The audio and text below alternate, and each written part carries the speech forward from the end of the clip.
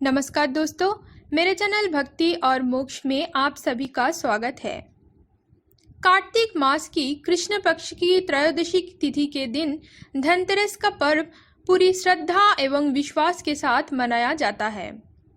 इस दिन धन देवी लक्ष्मी और धन के देवता कुबेर की भी पूजा करने की मान्यता है। पौराणिक कथा अनुसार समुद्र मंथन के दौरान भगवान विष्णु की अंशावतार एवं देव चिकित्सक धन्वंतरी जी का जन्म हुआ था। इसके अलावा धनतेरस के पर्व मनाने के पीछे एक दूसरी कहानी भी प्रचलित है। तो आइए जानते हैं धनतेरस की कहानी। लेकिन वीडियो शुरू करने से पहले मेरे सभी दोस्तों से अनुरोध है कि अगर आपने अभी तक मेरे चैनल को सब्सक्राइब नहीं किया है तो प्लीज़ सब्सक्राइब कर दीजिए। पौराणिक कहानी अनुसार एक समय भगवान विष्णु मृत्यु लोक में विचरण करने के लिए आए थे। तब लक्ष्मी जी ने भी उनके साथ चलने का आग्रह किया था। तब भगवान विष्णु जी ने कहा कि यदि तुम मेरे सारी बात मानो तो ही मेरे साथ चल सकती हो। तब लक्ष्मी जी उनकी बात मान गई और भगवान विष्णु के साथ भूमंडल पर आ गई। कुछ देर बाद एक जगह पर पहुंचकर भगवान विष्णु ने लक्ष्मी जी से कहा कि जब तक मैं ना कहूँ तुम यहाँ से मत हिलना और तुम यहीं पर ही ठहरो। मैं दक्षिण दिशा की ओर जा रहा हूँ, तुम उधर मत आना। विष्णु जी के जाने पर लक्ष्मी जी के मन में कौतूहल जगा कि आखिर दक्षिण दिशा में ऐसा क्या रहस्य है जो मुझे मना किया गया, और भगवान स्वयं उधर चले गए।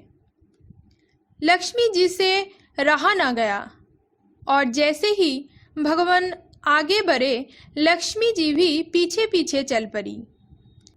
कुछ देर बाद लक्ष्मी जी को सरसों का एक खेत दिखाई दिया जिसमें खूब फूल लगे थे। सरसों की शोभा देखकर वह मंत्रमुग्ध हो गई और फूल तोड़कर अपना श्रृंगार करने लगी।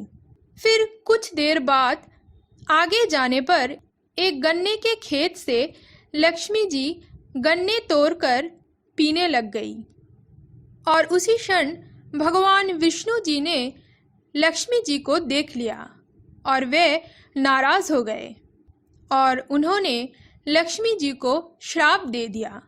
भगवान विष्णु जी ने लक्ष्मी जी को कहा कि मेरे मना करने के बावजूद तुम यहाँ पर आई और इस किसान के खेत से चोरी करने का अपराध कर बैठी। अब तुम्हें इस अपराध के जुर्माना भी भरना होगा। इसीलिए मैं तुम्हें श्राप देता हूँ कि तुम 12 वर्षों तक भूलोक में रहकर इस किसान की सेवा करोगी। ऐसा कहकर भगवान विष्णु ने लक्ष्मी जी को वहीं पर छोड़कर क्षीर सागर चले गए और लक्ष्मी जी उस गरीब किसान के घर रहने लग गई। एक दिन लक्ष्मी जी ने उस किसान के पत्नी से कहा कि तुम स्नान कर पहले मेरी बनाई गई इस देवी लक्ष्मी का पूजन करो, फिर रसोई बनाना। ऐसा करने से तुम जो मांगोगी तुम्हें मिलेगा। माता लक्ष्मी से ये बातें सुनने के बाद किसान की पत्नी माता के आज्ञानुसार पूजा की सारी विधियां संपन्न किया। पूजा के प्रभाव और लक्ष्मी की कृपा से किसान का घर दूसरे ही दिन अन्य धन, रत्न, स्वर्ण इत्यादि से भर गया। लक्ष्मी ने किसान को धन धान्य से पूर्ण कर दिया। किसान के 12 वर्ष बड़े आनंद से कट गए। फिर 12 वर्षों के बाद लक्ष्मी जी ने वैकुंठ धाम जाने का मन मना लिया।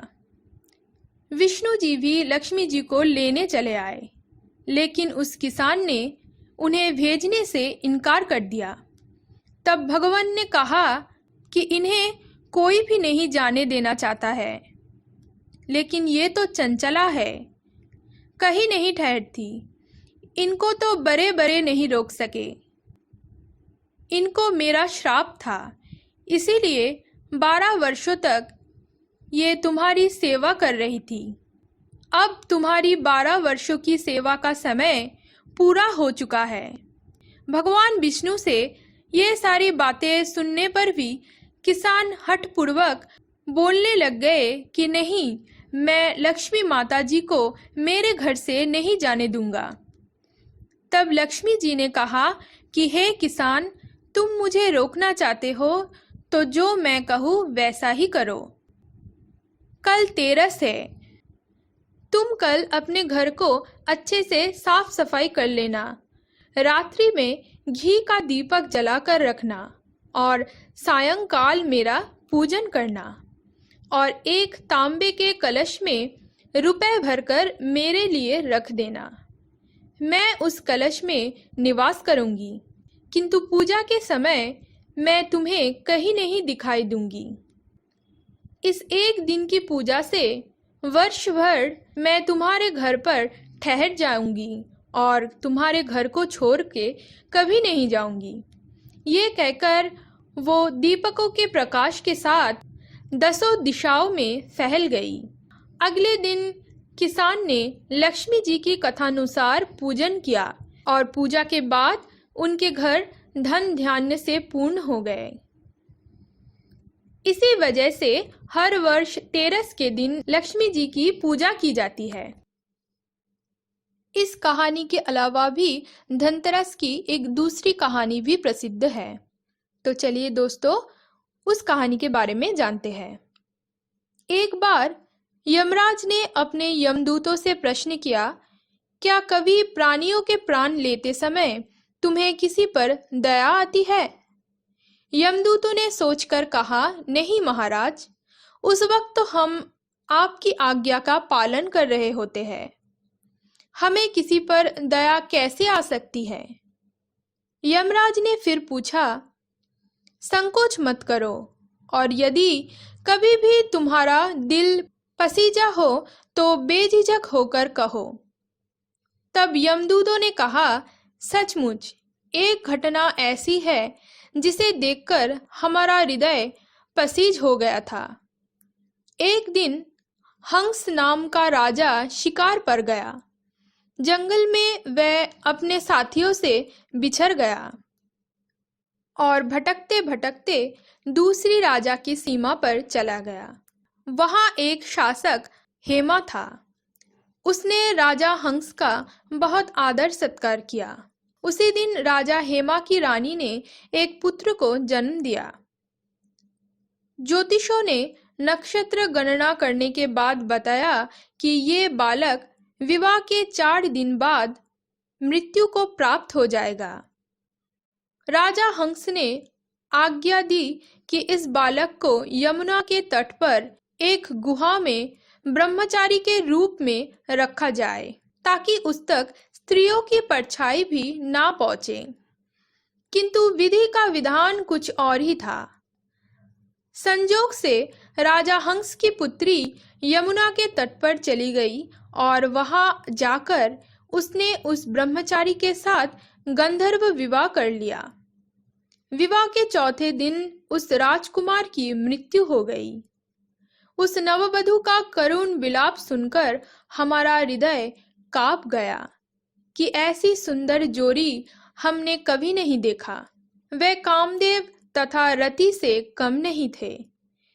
इस युवक के प्राण लेते समय हमारे आंसू भी नहीं रुक पाए थे महाराज। सारी बातें सुनकर यमराज ने भावुक होकर कहा, क्या करें? विधि के विधान की मर्यादा हेतु हमें ऐसा अप्रिय काम करना पड़ता है। यमदूतों द्वारा पूछे जाने पर यमराज ने अकाल मृत्यु से बचने का उपाय इस प्रकार कहा कि अगर कोई व्यक्ति विधि पूर्वक धनतेरस का पूजन एवं दीपदान करे तो उसकी अकाल मृत्यु नहीं हो सकती है। जिस घर में भी ये पूजन होता है वह घर अकाल मृत्यु के भय से मुक्त हो जाता है। इसी घटना के कारण धनतेरस के दिन धन्वंतरी पूजा सहित दीपदान की भी प्रथा प्रचलित है। तो आज के लिए बस इतना ही दोस्तों। आशा करती हूँ ये वीडियो आपको ज़रूर अच्छा लगा है।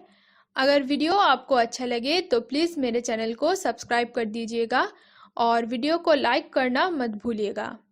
आप सभी को दीपावली की ढेर सारी शुभकामनाएं।